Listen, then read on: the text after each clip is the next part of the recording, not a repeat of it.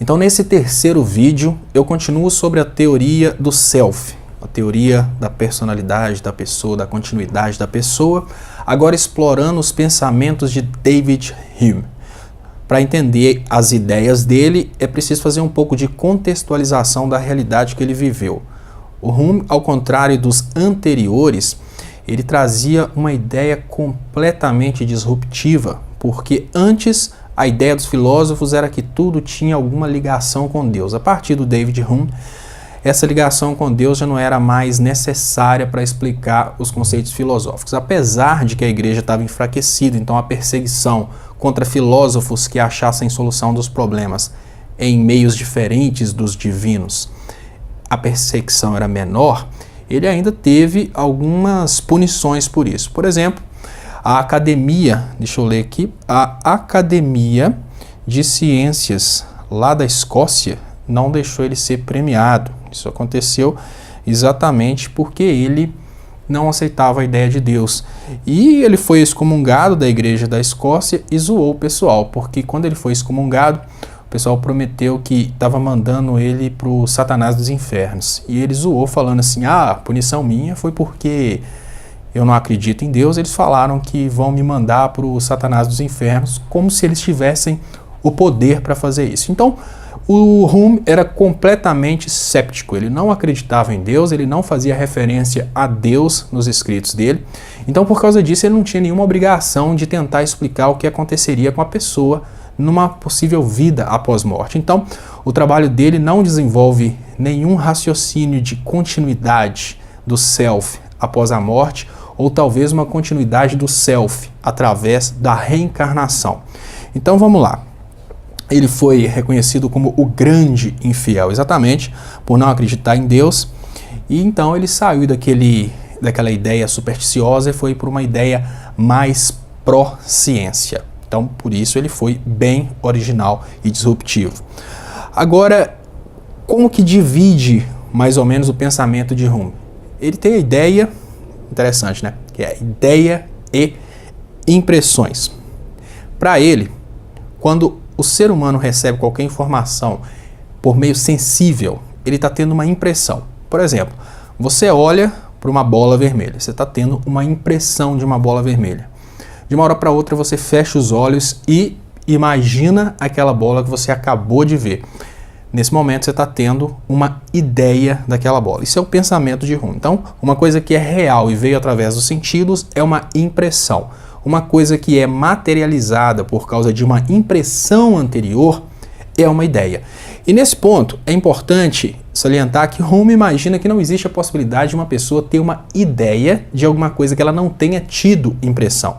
Mas é possível que a pessoa faça uma espécie de síntese de mais de uma impressão para formar uma ideia nova. Por exemplo, uma pessoa que nasceu cega não tem nenhuma forma de ter uma impressão a respeito, por exemplo, da cor vermelha. Ela nasceu cega, ela não consegue enxergar a cor vermelha. Então, para Hume, é impossível que essa pessoa tenha uma ideia de uma cor vermelha, porque uma ideia, para ele, requer uma impressão anterior. Já uma pessoa que tenha uma impressão a respeito do ouro e uma impressão a respeito da montanha, não precisa ver uma montanha de ouro para ter uma ideia de uma montanha de ouro, porque ela teve as impressões anteriores necessárias para serem consolidadas nessa ideia que, na verdade, nasce das impressões anteriores. Então, uma ideia de uma montanha de ouro é possível, mesmo que não exista uma montanha de ouro. Mas, em compensação, uma ideia de uma cor, por exemplo, para uma pessoa que não enxerga, já não é possível, porque para ter uma ideia, a pessoa precisa ter uma impressão anterior à ideia.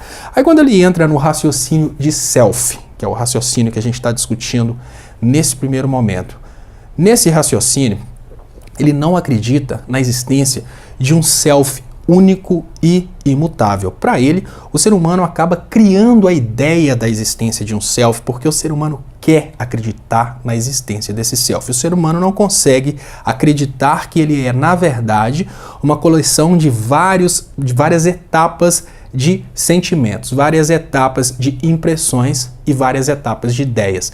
Então, nesse sentido, o Hume faz uma comparação até que interessante. Ele fala o seguinte, não que seja correto, tá, gente? Ele fala o seguinte: não é possível você imaginar a existência de um self único, porque a pessoa é uma sucessão de impressões, e essa sucessão de impressões vai gerando cada vez uma pessoa diferente, e essa pessoa diferente não pode ser um self. E aí ele compara que todas as impressões geram ideias. E se a gente nunca teve uma impressão desse tal self que os outros filósofos falavam, de onde que a gente tira a possibilidade de ter uma ideia de self? Então, essa parte dele é até bem complexa, eu precisei de ler mais de uma vez. Mas imagina o seguinte: você consegue ter uma impressão a respeito de uma bola vermelha porque você viu uma bola vermelha antes. Ou então você consegue ter uma impressão, você consegue ter uma ideia a respeito de uma bola vermelha porque você viu uma bola vermelha antes. Essa vista da bola vermelha é a impressão da bola vermelha. Mesmo que você não tenha visto uma bola vermelha antes, você viu a cor vermelha e você viu uma bola, você consegue materializar uma ideia de uma bola vermelha porque você teve essas impressões anteriores que vão te dar condições de ter essa ideia de uma bola vermelha. Quando a gente fala no self, ele imagina que não existe a possibilidade de a gente ter uma ideia de self porque nós nunca tivemos uma impressão de self. O que a gente tem, na verdade, são várias impressões consecutivas de coisas que o ser humano está sentindo constantemente. Por exemplo, eu tenho uma impressão que eu estou vendo alguma coisa na televisão, eu tenho uma impressão que eu estou vendo alguma coisa ali, que eu estou sentindo calor, são impressões. E essas impressões formam aquilo que o ser humano chama de self, mas que o Hume não acredita ser o self. Aí entram os experimentos de pensamento do que seria uma sequência de impressões e o que seria uma ideia errada daquilo que se tem como impressão. E nesse momento, uma coisa até interessante, que é um exemplo relacionado à impressão de consecutivas imagens. Quando você olha para mim, você tem a impressão que eu estou mexendo a mão. Mas, para você, isso é só uma ideia que vem de uma impressão errada. Porque eu não estou mexendo a mão. Você está vendo um conjunto de imagens em sequência, e esse conjunto de imagens em sequência te dá uma ideia fictícia de que eu estou mexendo a mão. Da mesma forma, se você para pensar que existe, por exemplo, uma sequência de quadros quando você está assistindo uma peça de cinema, existe uma sequência de fotogramas que juntas te dão aquele sentimento de movimento, mas se você observar um a um, você vai ver que é uma sequência de quadros parados. Aquela ideia que nasceu na sua cabeça, num pensamento de Hume, seria uma ideia fictícia de movimento, assim como o ser humano tem uma ideia fictícia de self a partir de várias impressões que acontecem de uma forma contínua e simultânea. Uma outra forma de imaginar isso é a impressão que a gente tem da existência de um carro, que para um usuário, para um motorista, aquilo é um carro. Mas essa impressão que a gente tem da existência de um carro, no nosso campo, que gera para a gente a ideia de que a gente tem um carro, ela se torna uma impressão fictícia no momento em que o mecânico vê um carro como um monte de peças amontoadas. Então, é bem complexo até para imaginar onde o Hume tenta chegar com isso, e ele não consegue chegar, digamos que, muito longe na cabeça de muitas pessoas, porque essas ideias dele não são aceitas, né? Parece que ele tentou criar uma forma de contradizer a filosofia anterior e tentou criar uma forma de gerar esse argumento a respeito desse self que não existe. Mas o que ficou desse argumento do Hume, que é muito importante? Ele não acredita na existência do self, ele não acredita na possibilidade de continuidade da pessoa no pós-morte. Para ele, a pessoa morreu, a pessoa acabou. Ele não acredita na possibilidade da reencarnação, porque ele não acredita que exista uma alma na pessoa e que essa alma represente esse self. Agora, continuando só dos pontos que eu anotei, não há um self imutável abaixo de nossas experiências, que é o que eu acabei de falar. Não existe digamos que uma alma, né, um tapete de alma que esteja por baixo de tudo que a gente faz. Isso é a ideia do Hume, para, digamos que, carregar uma pessoa por detrás dessa massa de carne de carne e osso que é o ser humano. Esse é o ponto de vista dele.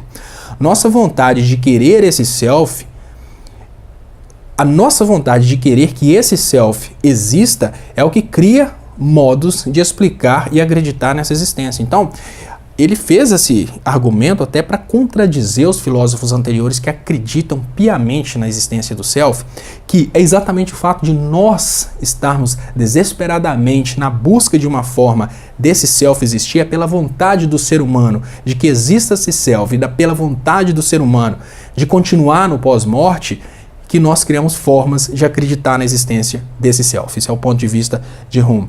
Então, o Unchanging Self, ou alma, é uma ficção. Ele imagina que isso não existe. Então, essa teoria dele, que é a Bundle Theory of the Self, a memória não é um self imutável, mas a união de todas as lembranças em uma memória. É um mix que nos dá a impressão de que existe um self. Então é aquilo que eu falei, né? A mesma ideia das peças que formam um carro. Então, no ponto de vista de Hume, a coleção de todas as lembranças, todas as impressões, todos os sentimentos e todas as experiências cria na cabeça do ser humano a ideia de que existe um self, mas esse self, na verdade, não existe porque não existe identidade, porque não existe uma igualdade entre essa coleção de lembranças e a linha de tempo, porque o self é mutável no tempo. À medida que vão chegando mais lembranças, esse self vai mudando, porque pro Hume, o self, na verdade, é essa coleção de sentimentos e impressões. Experiências são fundamentos para ideias, mas qual a experiência do self? Então ele dá uma ideia de que existe uma experiência que te fez conhecer a água, e a partir do momento que você teve a oportunidade de conhecer a água, o seu cérebro fez aquela ideia do que é água. Então você já imagina, beleza, eu nunca fui numa piscina. Você é criança, imagina, eu nunca fui numa piscina. Mas eu imagino que deva ser legal porque eu conheço a água e conheço, por exemplo, uma caixa grandona. Com essa caixa grandona cheia de água, se eu estiver lá dentro, deve ser divertido. Então isso seria essa ideia da água e você aplicando essa ideia da água na sua realidade. Mas você nunca teve uma experiência sensitiva do self, como é que você vai saber o que é o self? Esse é o ponto de vista dele. Não há experiência do self, não há como haver ideias do self. Ideia do self requer impressão do self, que é mais do mesmo. A ideia do self requer que a pessoa tenha tido contato com esse self, mas a pessoa nunca teve contato com esse self. Isso é importante, que é o pensamento do Hume, que muita gente discorda. Bundle Theory of Self, não há uma impression of the self, mas uma sequência de impressões, que é o que eu falei anteriormente. Não existe um self único, não existe uma ideia única do self, mas existe uma sequência de impressões que a pessoa vai acumulando durante a vida, e a diversidade de impressões não é identidade de impressão. Então, se você acabou de ver uma bola, você tem uma identidade, porque você viu uma bola, aquela bola é um elemento, ela vai gerar uma ideia. Mas uma coleção de impressões para Hume não forma uma identidade, não é uma coisa única. Então, no ponto de vista dele, não existe essa ligação com o self. Diversidades são impressões na linha do tempo, que é aquilo que eu falei. Ele imagina principalmente pelo fato dessas impressões acontecerem numa linha de tempo e sempre no momento posterior, o self, que seria uma coleção de impressões, seria imediatamente diferente do self anteriormente. Ele imagina que não é possível existir essa identidade de self. Então, um carro para quem dirige é um objeto, mas para um mecânico torna-se um complexo conjunto de elementos, que é o que eu já falei. A sucessão de impressões não faz uma identidade, que é o que eu acabei de falar. Esse causation, a mesma causa, mesma identidade. Exemplo da igreja que caiu. Então ele faz um exemplo interessante, que o ser humano costuma querer criar uma ideia de continuidade em cima de uma coisa por motivo de uma causa. O exemplo que ele dá é, imagine que uma igreja num determinado vilarejo caiu por causa de um terremoto. Aquela igreja caiu, era a igreja de Santo Antônio, por exemplo. Então, a comunidade se uniu, foi lá e construiu a igreja novamente, igualzinha ela era antes. Mas aquela igreja foi construída com tijolos completamente diferentes, foi construída com uma massa de cimento completamente diferente, um telhado completamente diferente. A igreja, tecnicamente falando, é outra, mas a comunidade vai continuar falando que é a igreja de Santo Antônio, e por causa dessa causa, eles vão tentar criar uma identidade de continuidade de uma coisa que, segundo Hume, não é contínua. Então, self ou soul nasce da nossa necessidade de criar uma identidade a partir de uma conexão da nossa sequência de impressões. Então, para ele, a ideia de alma ou a ideia de self nasce exatamente dessa necessidade que nós temos de criar uma identidade a partir de tudo que nós vivemos durante nossa vida. Então, nós queremos criar uma continuidade para isso, criar uma identidade para isso. Então, no ponto de vista dele, somos nós que criamos essa ideia do self. Então, ele dá um outro exemplo, que é um exemplo até interessante, que é um exemplo prático e biológico, que é de uma planta crescendo. Uma planta, quando uma planta começa a crescer, nós precisamos concordar que se a gente plantar uma plantinha desde a semente, nós vamos imaginar que é a mesma árvore desde o momento que ela brotou até no momento que ela está gigante. Mas quando a gente pensa nisso tecnicamente, fisicamente, biologicamente, é que aquela planta vai adquirindo matéria ao longo do tempo e a planta não vai ser, por exemplo, com 5 anos, quando ela estiver gigante, a mesma sementinha que ela era naquele momento que ela foi plantada. Não faz sentido algum que isso seja, mas o ser humano tem essa tendência de querer criar essa linha de continuidade e admitir que existe uma identidade naquela planta. Da mesma forma são os animais, tanto um animal irracional quanto o ser humano. O animal irracional, que é muito mais inteligente que o ser humano, mas enfim, tanto o animal irracional quanto o ser humano, ele passa por trocas biológicas durante a vida e dificilmente uma pessoa vai manter a mesma, não a quantidade, né, as mesmas células durante a vida toda. Então, quando você chega em determinada idade, você já praticamente trocou o corpo todo, à medida que o tempo passa, mas mesmo assim o ser humano admite que existe uma continuidade de self. Para ele, isso é uma forma de explicar que não existe uma continuidade de self nesse sentido. Exemplo, como aqui eu anotei os exemplos que eu falei anteriormente, como um cego de nascença poderia ter ideia de cor, a ideia da montanha de ouro, eu falei também, reencarnação para o Rumi não é possível, porque não existe continuidade no pós-morte, a vida pós-morte não é possível para ele. Então esse seria, dentro desse curso a respeito de self, o ponto de vista mais complexo, o ponto de vista menos aprovado pelos demais filósofos. E eu gostaria de agradecer se você teve a paciência de escutar, gostaria de te pedir para curtir o canal e compartilhar com quem gosta desse assunto. Eu volto a falar, eu estou estudando filosofia, só que dessa vez eu estou estudando filosofia, fazendo as gravações, não só para me ajudar na hora da prova, para eu recordar tudo, mas também, quem sabe, pode servir para alguém que goste do assunto. Muito obrigado, até mais.